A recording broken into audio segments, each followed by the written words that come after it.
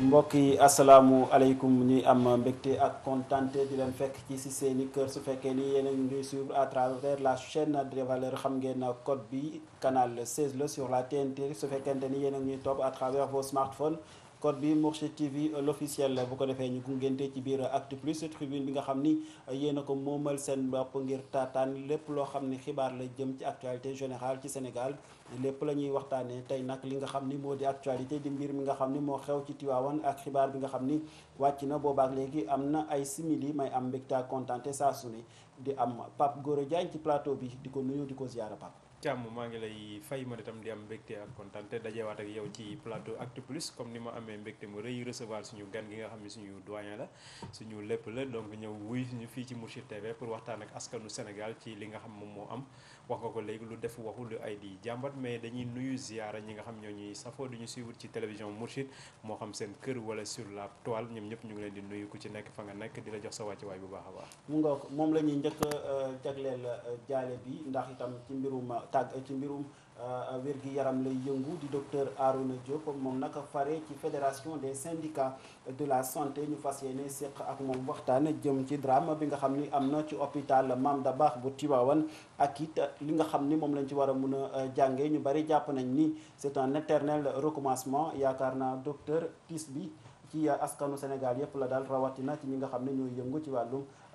wér-gi-yaram.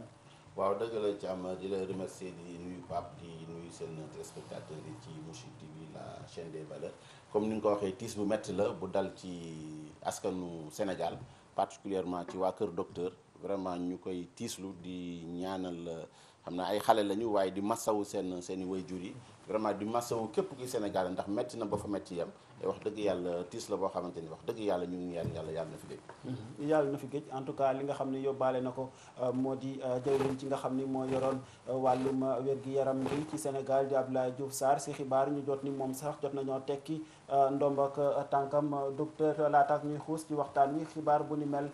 jógee ci bésu tiis boo xam ni askanu Sénégal kenn ku si ne yaa ngi mettitlu li xew ci hôpital bu Tivaouane may fàttali ni duñu ne guléet ci wàllum wér-gi-yaram gi ndax daaw ñu ngi fàttali li xewoon ci hôpital Magatte Lô bu Linguère lu yàggul dara ñu ngi doon wax mbirum Astu Soxna mbir ma nga xam ni moo xewoon ci hôpital El Hadji Ibrahima Niass bu Kaolack ak yeneen yu ni mel fii sax ci hôpital Fann bi ñu jege lool mu mel ni ay événement la yoo xam ni dafa tegaloo ba waral tey jii ki nga xam ni moo yoroon wàllum wér-gi-yaram gi ñu tekki ndomba tànkam ndax ndogal gi lu ñu mënoon a xaar la. waaw je pense que lu ñu mënoon xaar la ndax jafe-jafe yi dafa bëri ci benn at li fi am yëpp ci musiba am ko ci système bi te surtout mu amee ci biir hôpitaux yi mooy li nga xamante ni moom la presse bi relayé mais xëy na boo demee ba ci biir profondeur dëkk bi ñun nga xamante ni suñu liggéeykat yaa ngi foofu léeg-léeg dinañ remonter information xëy na dafa presse la nekkul moo tax yegsiwul donc dogal bu ñu doon xaar la te jàngat bi ñu ci war a am mooy teggi nañu ministre bi loolu lu mu signifié mooy système bi la. donc je pense que bu ñu teggee ministre bi war na ànd ak ay réformes yu profondes par rapport ak système bi nga xamante ni mooy système sanitaire sénégalais. waaw war na ànd ak ay réformes waaye balaa réforme yooyu ministre bi dañ ko remplacer ak beneen profil ci am muy docteur Marie Khemesse Ndiaye mi nga xam ne daan nañ ko miin ci bulletin du jour yi ak Covid 19 bi surtout ci lañ ko gën a découvrir mu nekk benn profil boo xam ni itam yow en tant que acteur est-ce que mën nga ñu wax profil boobu itam ndax xel mën na ci dal. waaw xel mën na ci dal léegi rek bi may laata dugg bi ma jotee information maa ngi ciy échanger ak suma camarade yi nekk ci fédération mais koo ci wax rek dañ naan la c'est l'homme de la situation. kon ça veut dire que ni docteur Marie Khemesse ku ñu xam la ku ñu pratiquer la te li ci intéressant mooy xëy na étape yëpp yu nekk ci seen xëy na jaar na fa. donc je pense que ni nit la boo xamante ni xëy na bu ñu ko bàyyee ak liggéey topp ko ci politique am je pense que mën na indi soppeeku yu bëri vraiment ci système bi. ñu koy ñaanal yàlla jàppandal ko. vraiment mu am équipe bu dëgër boo xamante ni vraiment ñun daal suñu xel dal na ci docteur Marie Khemesse par rapport ni muy liggéey parce que dañ ko pratiquer ci wàllu liggéey te xam nañu lu mu mën ci système bi. ayca ñu wëyal Thiam. mu nga rawatina xam nga docteur Marie Khemesse Ngom Ndiaye déjà moom c'est la directrice de la santé publique te yaakaar naa ci Covid 19 bi wane na ay preuve am ginnaaw xew-xew yu mag yu fi jaar ñu gis ni biñ ci génnee it. lii di wàllante gi ñeel feebar boobule dafa xawoon na sax mun nañu wax ni lu néew la woon demoon na sax bay xaw a yegg ci zéro contamination bu ñu jógee ci événement yu mag yooyu dafay wane xarañteef waaye tamit surtout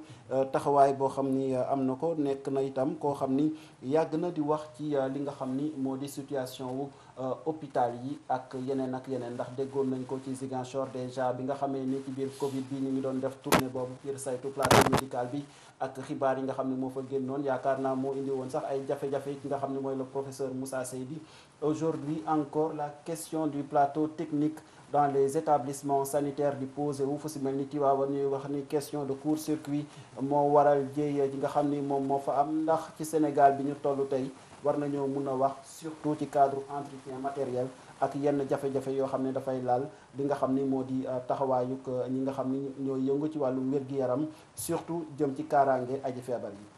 waaw je pense que li nga wax dafa am solo muy jafe-jafe yu sori ci wàllu établissement public de santé yi ba nga xamante ni li ñu gis ni Tivaouane dafa feeñal réalité terrain bi et je pense que Tivaouane la dal mais benn hôpital mën nañu wax ni mucc ci parce que li ñuy wax léegi rek moo wax ni hôpitaux yi ci réforme hospitalière bi mu amee ca foofu laa waxee ni ak arrivé docteur Marie Khemesse xëy na dinañ ko accompagner ci loolu parce que ak professeur Eva Marie Coll amoon na vision boo xamante ni indi woon na ko ci wàllu prévention de ces risques là parce que dafa jàppoon ni avec la réforme hospitalière dañuy wax ni hôpitaux yi ay entreprise lañu te entreprise li muy njëkk a saytu mooy fexe ba client am satisfaction ay liggéeykatam am satisfaction loolu nag dafa am kaaraange boo xamante ni dañ koy toppatoo muy prévention des risques te dañ ne am na direction de la prévention des risques professionnels boo xamante ni mi ngi logé ci caisse de sécurité sociale direction boobu dafa am obligation di saytu entreprise yi balaa jëyee di fa am jëm ci personnel bi parce que dañuy wax ni jëyee bu amee jëm ci personnel bi dafay nekk accident de travail nga war a dem ci caisse de sécurité sociale muy indemniser la pour mën a dabu loolu nag direction boobu dafa war a dugg ci hôpitaux yi xool seen installation yépp ci wàllu courant bouche d'incendie ci wàllu extincteur ndax normes yi respecté nañ ko te loolu système la boo xam te ni planifié woon nañ ko depuis 2017 maintenant je pense que avec docteur Marie Khemesse système boobu dinañ ko génne tegaat ko ci table bi ba nga xamante ni même dans les hôpitaux boo xoolee tey hôpitaux Sénégal yi ku ci am bariwul dañ leen di compter même dans les hôpitaux dañuy teg lu ñuy tuddee SMQ mooy système de management par la qualité système de management boobu nag du bàyyi fenn procédure administrative procédure des soins circuit des malades tout ça là da koy saytu et je pense que loolu bu ko hôpitaux yëpp mettre en œuvre xëy na dina mën a dabu wala dina mën a prévoir accident yi nga xamante ni moom la ñuy gis dans les structures hospitalières. man question bi ma la bëggoon poser mooy pourquoi initiative yooyu noonu yëpp am mécanisme yi nekk fi te tout le temps aussi bu ñu dawee ñeenti weer pratiquement ci Sénégal ñuy gis ay éditions spéciales yoo xam ne finalement sax nekkatul ay éditions spéciales daf nekk ay éditions quotidiennes ndax presque semaine bu jot weer bu jot ñu wax ci problème boo xam ne mu ngi laal wàllum wér-gi-yaram gi ci Sénégal lan moo ko war a mun a waral est-ce que ñàkk toppatoo gi la ñeel ñi nga xam ni ñoo yëngu ci wàllu wi mu di docteurs yi ak fajkat yeeg ñeneen ñi nga xam ne ñoo yëngu ci personnel administratif ak technique bi wala est-ce que ñàkk toppatoo la ñàkk jox gëdd li nga xam ni moo di këru fajukaay yi jóge ci nguur gi. waaw dafa am ñaari jafe-jafe yoo xamante ni mën nañu wax ni mën nañ ci teg baaraam jafe-jafe bu njëkk bi mooy fullaal gi nga xamante ni ñu ngi koy xaar ci nguur gi pour mu fullaal ko waa kër docteur ndax ñëpp a dégg président de la république bi yenn élection yi passé mu ni kuy def politique la soxla kiy def politique nag li ko yitteel mooy politique donc loolu président loolu moo doon vision président bi donc kon bu boobaa ñi nga xamante ni ñoom la ànd xëy na doo leen sikkee parce que ki leen fi teg loolu lay xaar ci ñoom moom mooy benn ñaareel ba mooy ñi nga xamante ni ñooy liggéeykat yi nekk ci hôpitaux yi nekk ci système sanitaire seen àq ak seen yelleef dañ ko jotul lañ ko war a jotee su ko defee bu nekkee ki la jiite objectif bi mu teg politique la jiital yow mi nga xamante ni yaa ngi liggéey sa àq ak sa yelleef joxuñ la ko mais ñaar yooyu bu dajee doo ci xaar résultat bu am solo te donc je pense que loolu mooy li nga xamante ni ci lañ war a taxaw saytu ko bu baax a baax bi nga xamante ni liggéeykat bu ñëwee di liggéey ci secteur bi dina ci gis boppam li muy xaar ci par exemple di ko mag du sëgg fu dara nekkul li di nga liggéey def satisfaction li taxaw nga ñëw ba pare sa poche am dara nga yóbbu sa kër. alors docteur man dama bëgg ñu di taxaw tuuti ci kaaw Tivaouane bi parce que moom ministre de la santé bi fi nekkoon bien que ni moom waxoon nañ dañuy xaar waa Sénélec def benn rapport bu wane lan moo nekk cause accident bi mais bu ñu xoolee tey li nga xam moo am Tivaouane ñëpp wax ni c'était prévisible ndax ña nekk ca Tivaouane yéen ay syndicalistes kenn gis ngeen ña fay liggéey yàgg nañoo def ay mot d'ordre pour ñaxtu seen condition de travail. habitant wu Tivaouane yàgg nañoo alerté ba ci xalif beeg ñëpp alerté ci conditions yi nga xam ne moom la Tivaouane amee mais bu fekkee ni cas yu mel ni dafa am dañuy seetlu toujours que ni procédure bi lii la mooy autorités yi dinañ fa ñëw indemniser wala jox dara waa kër ga fa nekk dinañ itam jël ay mesures yoo xam te ne moom la ñuy wax ni moom la ñu jël dinañ ni wax ay enquêtes yoo xam te ne moom la ñu war a def mais dinañ seetlu toujours que ni bu dee am coupable wala koo xam ne moom la ñuy sanctionner personnel soignant bi lay doon le cas de Louga mu ngi mujjee nga gis ni ña fa nekkoon sage-femme yi ñoom la ñuy sanctionner est-ce que tey itam yéen ñi nga xam ne ay syndicats ngeen war a défendre le personnel soignant tey dañoo war a continuer dans la dynamique rek bu jëyee amee au lieu ñu sanctionner autorités yi waroon jël en charge loolu ba anticiper ko toujours si personnel soignant bi lay mujjee di dal. waaw malheureusement xam nga en général souvent bu jëyee amee dañuy xool ki nga xamante ni moo nekk contact direct ak jëyee bi alors que kooku ci benn système la nekk ci benn organisation la nekk donc ki nga xamante ni mooy responsable organisation bi mënoo ci génne loxoom ba mu jeex parce que moom moo tëral yoon bi nga xamante ni kii liggéey si faw foofu la mën a jaar exemple bu ñu la ci mën a jox mooy ñun toujours dañ koy wax mooy lu dem ci wàllu ressources humaines mooy personnel qualifié bi nga xamante ni moo war a liggéey dans les structures sanitaires amul benn hôpital bu ko matal et loolu dañuy problème la et boo boobaa nit ñaa ngi formé ñu leen di jël comme ay vacataires di leen jël comme ay contractuels di leen jël comme ay prestataires alors que fekk na boo ko embauché woon mu am sécurité de l'emploi li nga soxla ci moom mën na la ko jox ci teeyu bakkanam mooy benn ñaareel ba pare nga jël suffisamment de personnel qualifié parce que xam nga boo ñëwee ci suñu structures yi c'est des structures à feu continu il faut que loolu aussi nit ñi di ko jëlaale en compte nga xamante ni kër docteur amul wàcc amul taxaw du moins nit ñi ñooy relayante mais kër docteur tout le temps du taxaw ça veut dire que jafe-jafe bi nga am ci 6 heures du matin dem kër docteur ñu faj ko boo ko amee à midi boo ko amee à 15 heures da nga fa war a fekk ñu faj ko parce que feebar du tàggoo te feebar du amul heure léegi nag il faut que ñu am compréhension boobu pour mën a teg ci système bi un roulement boo xamante ni dañu am un personnel qualifié dans ce sens mais bu nekkee da nga jàpp ne que personnel qualifié bi suba si rek la fa war a nekk mais guddi gi la preuve jafe-jafe day am bu nekkee da nga jàpp ne guddi gi rek la fa war a nekk bëccëg bi jafe-jafe day am donc loolu yëpp yu ñu war a saytu te dafa am ay normes dañu wax ni boo amee nangam ci lal nangam ci personnel ñoo fa war a nekk te léegi dafa am et ñu ngi formé mais malheureusement personnel boobu jëluñu leen comme li ma wax rek comme entreprise yi dañuy wax ni entreprise la su ko defee yow boo nee lii mooy yoon nga taxaw xaar ko keneen da nga fële ne man kat comme liggéey amul dara amul man boo ma ko joxee ma jël donc yooyu c'est très profond ce qu'on est en train de parler comme ça parce que bu ñu ko réglé dagguma la mais docteur Cheikh Seck dégg naa ko mu wax sax ni recrutement yi nga xam ni moom la ministre bi fi jógee defoon yu bari dañ leen a jël nii mais nekkul seen qualification loolu dégg naa ko ci mu wax oui am na xam nga en général quand on recrute moom laay wax dafa am personnel qualifié ak personnel de soutien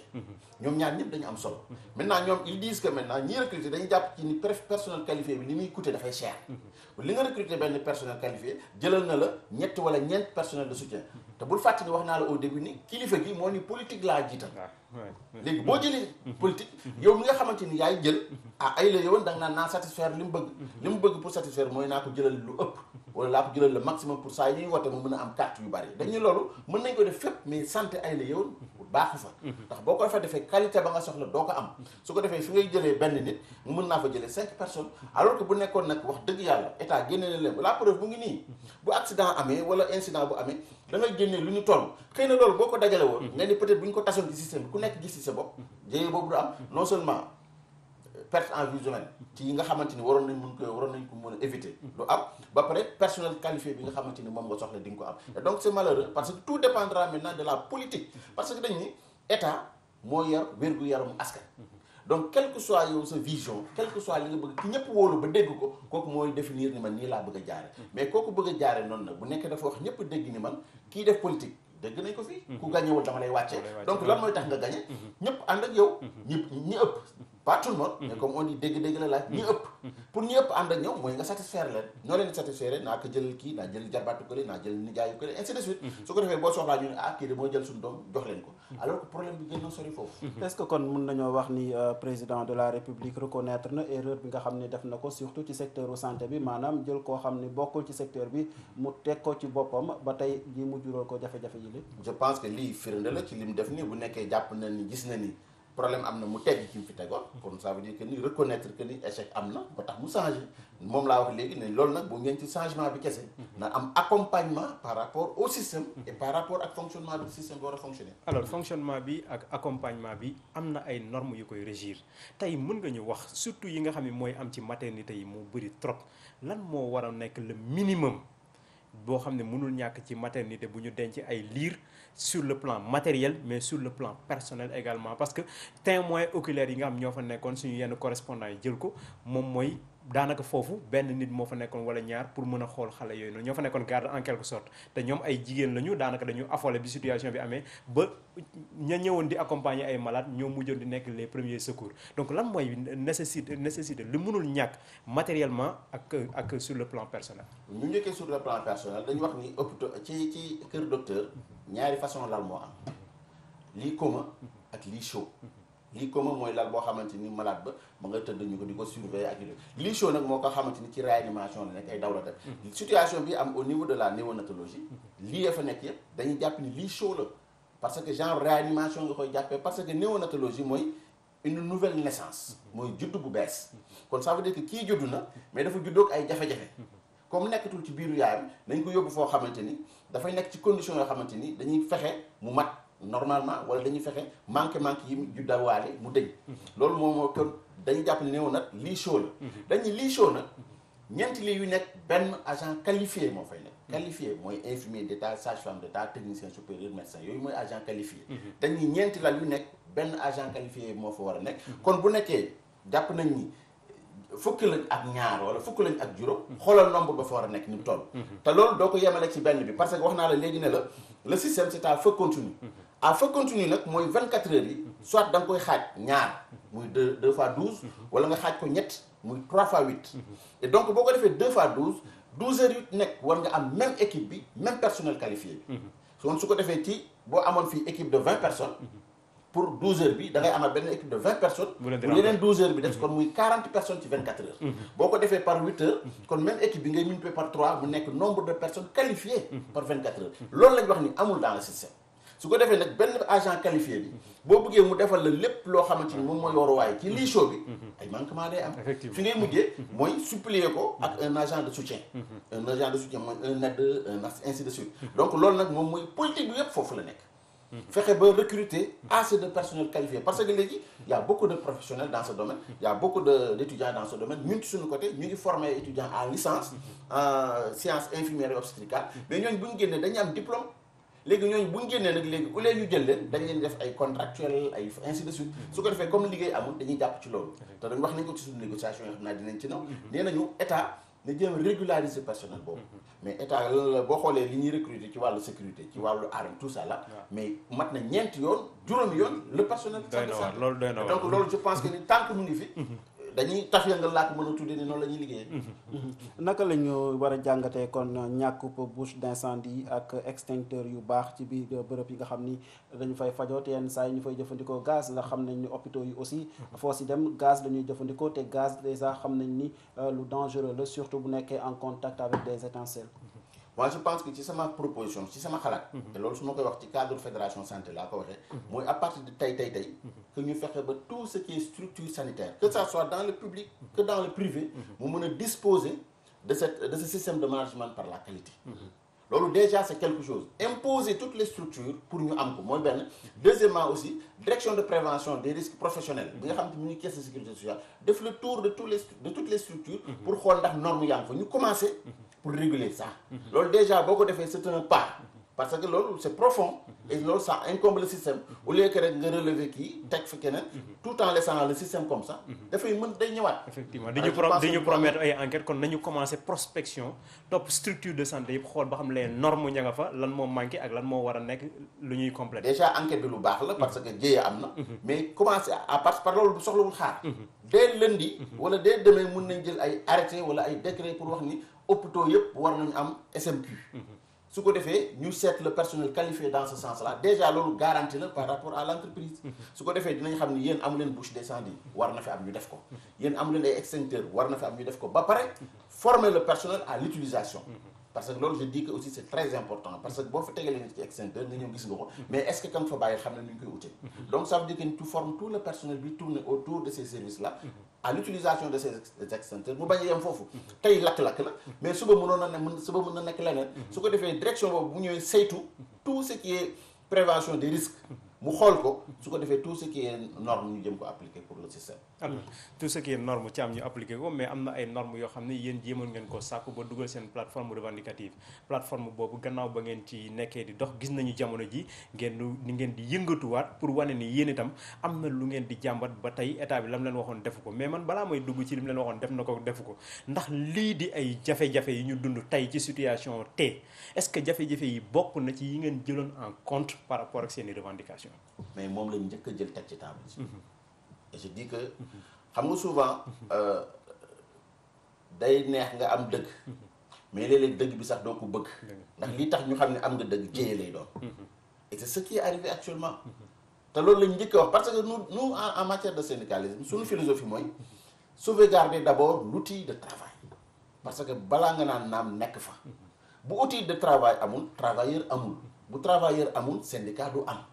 donc sauvegarder l'outil de travail mooy fexe ba liggéey bërëb ba ngay liggéeyee la fa war a nekk yépp comme matuwaay ñu def ko fa loolu lañ njëkk a wax parce que suñu philosophie mooy def sa devoir laaj sa droit donc ñun neen rek lañ ko expliquer suñu camarade derrière droit bi mu ngi ci derrière devoir bi ñun loolu lañ wax dañuy droit bi ngay laaj mu ngi ci derrière devoir bi saa yoo ñëwee di laaj rek yow bi nga avant ngay laaj jàppal ni est-ce que def naa sama devoir léegi boo defee sa devoir te droit bi ñëwul c'est un problème devoir bi nag pour le faire accompagnement la mooy mettre dans des conditions man bi ma demee defi visite hôpitalu Louga bi vidéo baa ngi fii ci man dinaa la ko wan mais bi ma gisee conditions yi nit ñi doon liggéeyee mais dama yéemu ci yàlla y a beaucoup sax de collègues yi ma wax ni envoyé ma mais j'ai dit que non dafa sensible trop moi j'aurais même préféré jox ko ministre bi mu xool ni ñii ci conditions yi lañ doon liggéeyee donc ça veut dire que ni ay jàmbaar lañ yoo xamante ni te bu jëyee amee rek loolu yëpp dafay dañ koy fàtte loolu mooy condition de travail ba pare ñu la nañ la indil personnel qualifié ñun on a fait des propositions dañ ni buñ mënoon fexe ba recrutement bi état di def loolu aussi c'est très important que nit ñi xam ko mooy bu état di recruter fonction publique mooy recruter donc danaan ministère de la santé am nga 1000 places mais dañuy wax ni 1000 places yooyu nañ ko bàyyi exclusivement ministère de la santé mu def choix bi xam nga boo nee ministère de la santé am na fa 1000 places yooyu fonction publique moo koy jël léegi li ministère de la santé day def mooy day dajale dossier yëpp yóbbu fonction publique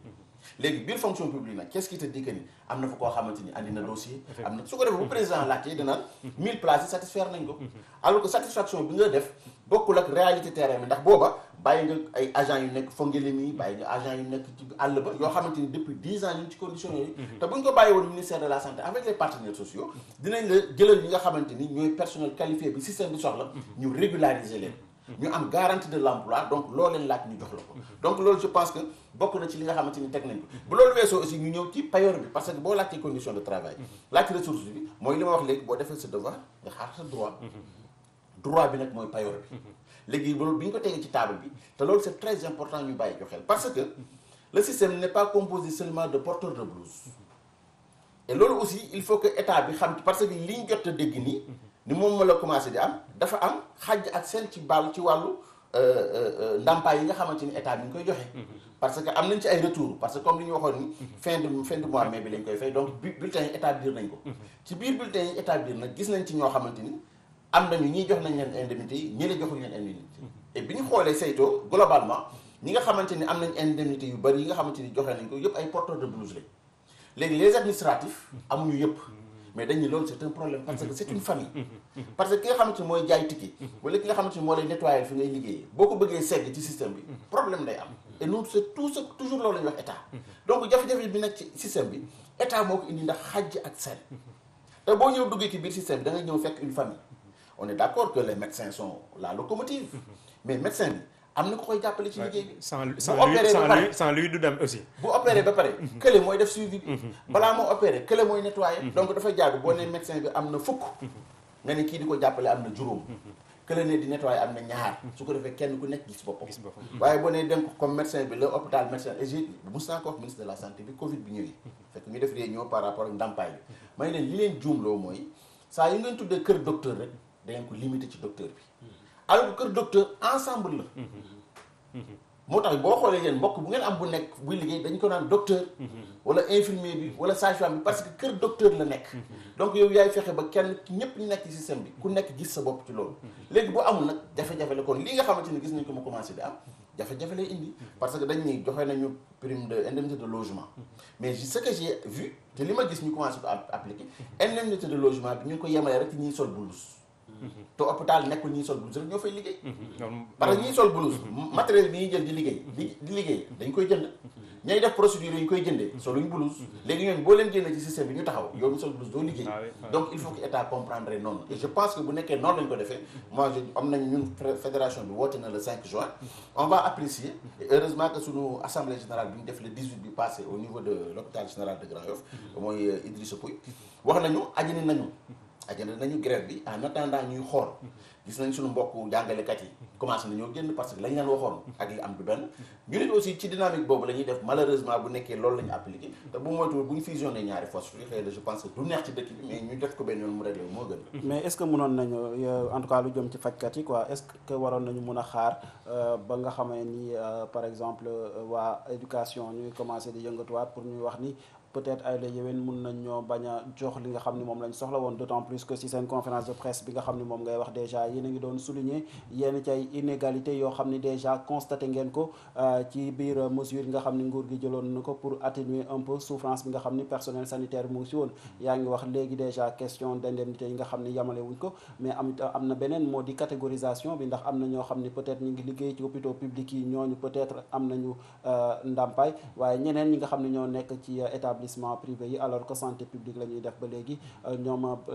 am na nu muy demee mesure bi du leen laal parce que ministère du budget fonction publique kese lay gérer finalement question yu mel noonu aussi syndicats yi naka lañ ci nar a taxawee. waaw loolu aussi dafa c'est important question bu am solo la nga posé ko parce que dañuy wax ni liggéeykat bu nekk dafa am employeur am léegi employeur yépp nag ci fonction publique la ñuy copier. employeur yëpp du fonction publique moo leen di jox dañuy copier ci ni fonction publique di doxee su ko defee fonction publique bu dee lépp luy fonctionnaire yokk naa la prime de risque bu nangam établissement public ba nga xam te ni directeur bay employeur bi te agent bi di def du service public moom it da nga ko yokkal foofa ministère des finances am na possibilité jàppale établissement public bi bien que du moom mooy employeur bi état am na possibilité accompagner collectivité territoriale bien que du moom mooy employé mais le privé dañ naan ko copier ci li état def c'est important su ko defee nag agent bi nekk privé dafa war a am même traitement par rapport ak agent bi nekk état parce que état moo ni léegi képp kuy liggéey ci kër santé lii mooy sa payoor lii mooy sa payoor lii mooy sa payoor donc ki la jël privé moom mi la jël privé xam ne ni lii mooy sa payoor mais moom mi lay employé mooy sa employeur kon kooku la war pour mu def ko su ko deful maintenant mun na waxtaan ak travailleurs yi mu xool ni ñu ko xamante ne lañ mën a améliorer seen i budget ak seen i recette pour mën a fay loolu mais mu c'est pas parce que santé bi ñëpp dañuy def santé rek parce que ministre des finances leeral na ko aussi il a dit que état mënul fay ku dul ay agent il demande aux autres maintenant de conformer bu conformer woon ñu daal di ñëpp am même traitement bi. alors léegi xam naa ni dernière question bi yaa ko tudd nga ñii nga xam ni dañuy liggéey ci fonction publique ñeneen yi itam nekk ci privé bi mais askan bi itam am na loo xam te ne dañ koy jàmbat saa su ne mooy ñiy ngarale nekk fii nekk fee ba des fois li ñu war a def fii ci public bi duñ ko fi def fee lañ koy def ci privé bi rendez-vous yi fii nekk ay rendez-vous yu sori ba te ñoom boo leen soxlaa fee en permanence ñu ngi disponible loolu itam yéen en tant que des syndicalistes est-ce que jàpp ngeen ni lu jaadu la ci système bi ñu bàyyi ñu continuer di ngarale et puis ngarale bi sax dafa mel ni privé bi la ñu gën a jox gëdd que public bi. loolu mosuñu ko cautionné et loolu dafa am ci suñu terrain xam nga aussi waxtaan wax dëgg ci la te ñun dañ ciy dut baaraam dañu wax ni. nit ki moo tànn ni man damay def du public wala mu ni man damay def du privé état aussi seetaan là aussi il faut le dire parce que képp kuy liggéey am nga code boo xamante ni permettre la nga def privé wala nga bañ a def privé parce que képp kuy def privé pour nga am possibilité privé da ngay fournir lu ñuy wax attestation de non fonctionnaire ça veut dire quoi kon képp kuy fonctionnaire amoo droit liggéey privé mais état na ko saytu mais bu nekkee état dafa seetaan kii day ñëw fi et puis li ci gën a metti ñu koy dund ci suñu hôpitaux yi c'est vrai que da nga koy gis da ngay ñëw gis koo xam ne dafa amee feebaram yàkkamti yow au lieu nga teg ko ci yoon mais da nga naan ko déedéet comme boo yàkkamtee mën nga dem ci privé bi te boo demee ci privé bi la même personne moom nga fay fekk et je dis que aussi loolu c'est à nos risques et périls parce que bu nekkee man dama signé contrat ak état muy la durée légale est de 40 heures 40 heures laa warloon état par semaine mooy tous les jours de 8 heures à 17 heures avec pause 1 heure de temps su ma fa bàyyee sama 1 heure de temps boobu dem ci privé bi maa ngi tooy ku ma fa fekk bu ma sanctionné syndicat mënu taxaw donc syndicat li muy wax mooy nañ jaarale yépp ci yoon nara ngi jub ñu jaar ñëpp ci yoon ku nekk la nga war a jot nga jot ko su ko defee nag boo wàccee nag kooku wàcc nga mais tant que yaa ngi signé sa contrat ak hôpital bi ak fonction publique amoo droit def privé loolu c'est très clair te loolu état aussi moo am obligation de contrôle effectivement état moo am obligation de contrôle waaye personnel sanitaire bi aussi ñoo am obligation def ba nga xamante ni mbir mi dina mën a yemb aji faju bi moom bu ñëwee ngir faju si mën a jotee ak soins yi nga xam ni moom la soxla ci anam yi mu waree en tout cas docteur dañ lay remercier encore une fois ci sa disponibilité surtout pour wuy si Actu Plus. waaw di leen remercier encore pour wax ni man fii laa bokk fii sama kër la et dama ko wax souvent koo xamante ni li lay dimbale pour message bi di jàll kooku day jàpp ci combat bi à tout moment et donc je pense que ñu ngi leen di remercier ci côté boobu et di leen vraiment wax ni suñu disponibilité à chaque fois de besoin bu ñu ooyee pour mën a waxtaan parce que lii njëriñ la ci askan bi njëriñ la ci travailleurs yi et loolu je pense que aussi yéen a ngi béy seen waar ci mbir mi yàlla na leen yàlla jàppale yàlla na leen yàlla barkeel et comme on dit c'est la chaîne des valeurs et je dis barke dem bi ñuy def